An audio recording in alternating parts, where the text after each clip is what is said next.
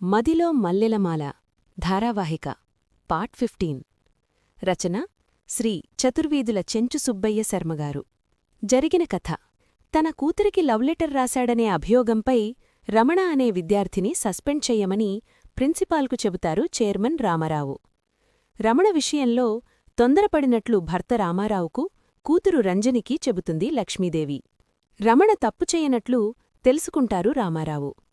Principal ధర్మారావుగారి సహకారంతో రమణ, ఆనంద్ ఇంజనీరింగ్లో చేరుతారు. Cinema రంగంలో నష్టపోయి రామారావు కుటుంబం పేదవారుగా మారుతారు. వారికి సహాయం చేస్తూ ఉంటాడు రమణ. రమణ పనిచేసే కంపెనీలో ఉద్యోగంలో చేరుతుంది రంజని. రంజనికి సినిమా హీరోయిన్ అవకాశమిస్తానని ఆమె అన్న రంగారావుతో చెబుతాడు భీమారావు. తల్లి ఆరోగ్యం సరిగా లేదని రంగారావు రంజనికి ఫోన్ చేసి వెంటనే బయలుదేరి రమ్మన్నాడు. సెలవుమీద స్నేహితురాలు వనజ హైదరాబాదుకు వెళుతుంటే తను వారం రోజులు సెలవు పెట్టి వనజతో బయలుదేరింది. వనజ ఆ ఊరి వ్యక్తే అయినందున రంజనిని వారి అన్నగారి ఇంట వదిలి తను ఇంటికి వెళ్ళిపోయింది. రంజని లోనికి పోయి తల్లిని చూస్తే ఆమె నిక్షేపంలా ఉంది. నీకు హీరోయిన్ అయ్యే యోగముందని అబద్ధం చెప్పి నిన్ను అందుకే పిలిపించానని తన నిర్ణయాన్ని తెలియజేశాడు రంగారావు. తల్లిదండ్రులకు రంగారావు నిర్ణయం నచ్చకపోయినా ప్రస్తుతంలో అతని నిలయంలో ఉంటున్న కారణంగా రంగారావును వారించలేకపోయారు. వీడితో పేచీ పెట్టుకుంటే ఇక్కడినుంచి పారిపోవడం సాధ్యం కాదు, వీడి మాటలను ఒప్పుకుని వాడి ఇష్టానుసారం నడుచుకుంటే సమయం చూచుకుని ఇక్కడినుంచి పారిపోవచ్చునని రంజని నిర్ణయించుకుంది. వనజకు ఫోన్ చేసి తన కథనంతా చెప్పి సాయం చెయ్యమని కోరింది. వనజ అందుకు అభయహస్తాన్ని ఇచ్చింది. రంగారావుతో కలిసి డైరెక్టర్ గారిని, నిర్మాత భీమారావును, ఇతర సినీ పరిశ్రమ ముఖ్య వ్యక్తులను కలిసింది. రంజనీ ఫోటోలను వివిధ భంగిమలలో తీశారు. స్క్రీన్ టెస్ట్ జరిగింది. అన్నింటిలోనూ పాస్. భీమారావు తను వేసిన పాచిక ఫలించిందని సంబరపడ్డాడు. తమ కొత్త చిత్రంలో నాయిక రంజని, తను హీరో, రంగారావు విలన్. చిత్రం ముగిసే లోపల రంజనిని తన వశం చేసుకోగలనని భీమారావు ఎంతగానో ఆనందపడ్డాడు. ఆనంద్ తన తల్లిదండ్రులతో బెంగళూరు చేరాడు. బిగ్ బాస్ ఆదేశానుసారం చెన్నైలో వారం రోజులు ఉండి అక్కడునుంచి నేరుగా ఢిల్లీకి వెళ్లాడు రమణ. ధర్మారావుగారు రమణకి ఫోన్ చేశాడు. యోగక్షేమాలను పరామర్శించి పెట్టేశాడు. తన టూర్ విషయాన్ని వారికి వివరించాడు రమణ. వారు ఫోన్ చేసిన దానికి కారణం సుధ విషయంలో రమణ తన నిర్ణయాన్ని వారికి 24 గంటల్లో తెలియజేయలేకపోవడమే. తన టూర్ ప్రోగ్రామును గురించి, తను బెంగళూరుకు ఎప్పుడు రాబోతున్నదీ వివరంగా మెసేజ్ తయారుచేసి చివరన రాగానే అమ్మకు విషయాన్ని చెప్పి తన నిర్ణయాన్ని తెలియజేయగలనని, ఆలస్యమైనందుకు క్షమించవలసినదిగా కోరి ల్యాప్టాప్ ద్వారా సమాచారాన్ని ధర్మారావుగారికి పంపాడు రమణ. తల్లి, తండ్రి, పెద్దమ్మ ఆనందంగా మాట్లాడుకునే సమయంలో ఆనంద్ పెద్దమ్మగారి ప్రక్కన కూర్చుని సుధ విషయంలో తనకు ఉన్న అభిప్రాయాన్ని వివరించాడు. సునంద తొలిత ఆశ్చర్యపోయినా సుధకున్న లోపాన్ని తెలిసి ఆనందామెను వివాహం చేసుకోదలచినందుకు ఎంతగానో సంతోషించింది. సుధ మూగదన్న విషయాన్ని విని ఆనంద్ తల్లిదండ్రులు తొలుత సందేహించినా వారి కుటుంబాన్ని గురించి సునంద చెప్పిన మాటలు విని చివరకు సమ్మతించారు. ఆనంద్ గాలిలో తేలిపోయాడు. తన వారి సమ్మతాన్ని సుధకు తెలియజేశాడు. భీమారావు తన ఆశయసిద్ధి త్వరలో జరగబోతున్నందుకు పరమానందంతో మిత్రులకు పార్టీ ఇచ్చాడు. తన క్రాప్లో రంగారావు పడ్డందుకు ఎంతగానో సంతోషించాడు. పార్టీ ముగిసింది. అందరూ వారి నిలయలకు వెళ్ళిపోయారు. తప్పతాగి కారు డ్రైవ్ చేస్తున్న భీమారావుకు బ్యాలెన్స్ తప్పింది. ఫ్లైఓవర్ మీదినుంచి అతని కారు క్రింద పడిపోయింది. అది రాత్రి 12 గంటలకు జరిగింది. చూచిన మహనీయులెవరో 2 గంటల ప్రాంతంలో అతన్ని హాస్పిటల్కు చేర్చారు. కాలు, చెయ్యి విరిగిపోయాయి. ఒళ్లంతా గాయాలు. విషయాన్ని విన్న రంగారావు ఆవేదనతో హాస్పిటల్కు వెళ్లి భీమారావుకు సాయంగా నిలబడ్డాడు.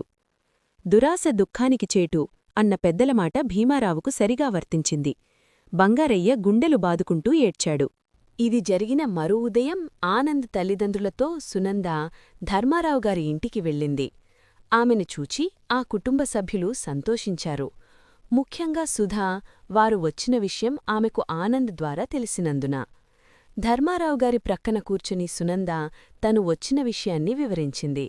చివరగా, నా రెండో కొడుకు ఆనంద్ సుధను వివాహం చేసుకుంటానని నాతో చెప్పాడు. వాడి విశాల హృదయానికి నాకు ఎంతో సంతోషం కలిగింది.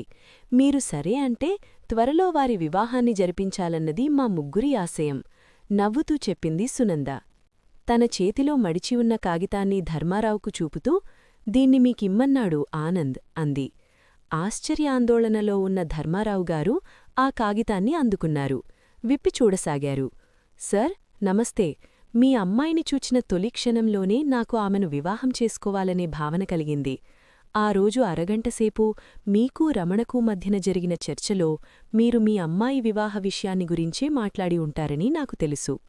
కారణం రమణ అంటే మీకు ప్రాణం, ఎంతో అభిమానం.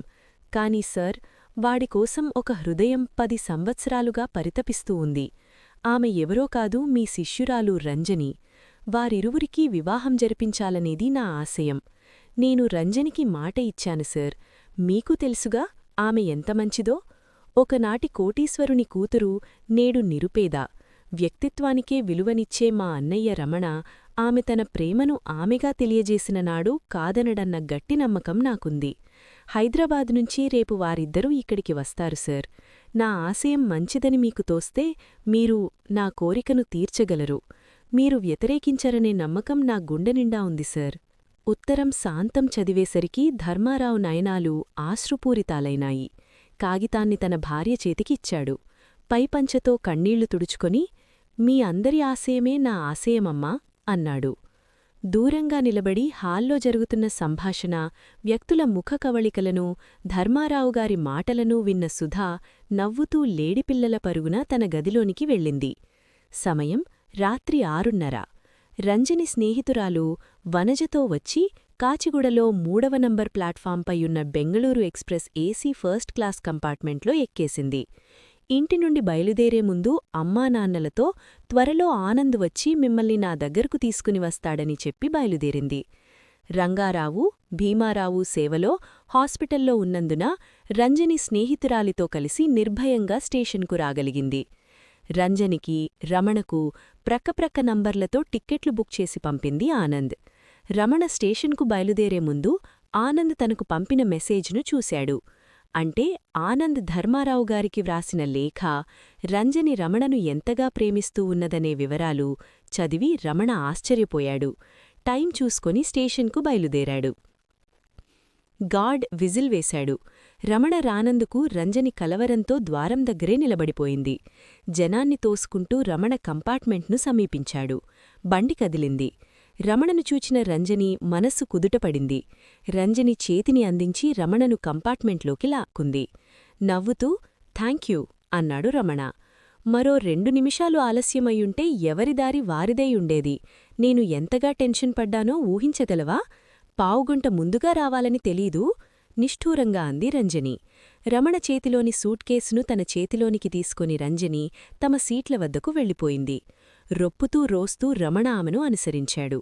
ఆ బోగీలో ఉన్నది వారిద్దరే.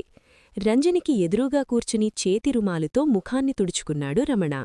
ఎదురు సీట్లో కూర్చుని ఉన్న రంజని నవ్వుతూ లేచి రమణ ప్రక్కన కూర్చుంది. తన కుడిచేతిని రమణ భుజంపై ఉంచి వంగి అతని ముఖంలోకి చూస్తూ, ప్రియమిత్రుడు ఆనంద్ జిందాబాద్! రమణా, నా మనసంతా నీవే! నవ్వుతూ అతన్ని తన చేతులతో చుట్టేసింది. పరవశంతో తన చేతులతో రంజనిని తన హృదయానికి హత్తుకున్నాడు రమణ, మదిలో మల్లెలమాల అనుకుంటూ. సమాప్తం. ఈ ధారావాహికను ఆదరించిన పాఠకులకు మనతెలుగు కథలు .com తరఫున రచయిత శ్రీ చతుర్వేదుల చెంచు సుబ్బయ్య శర్మగారి తరఫున ధన్యవాదాలు తెలియజేసుకుంటున్నాము.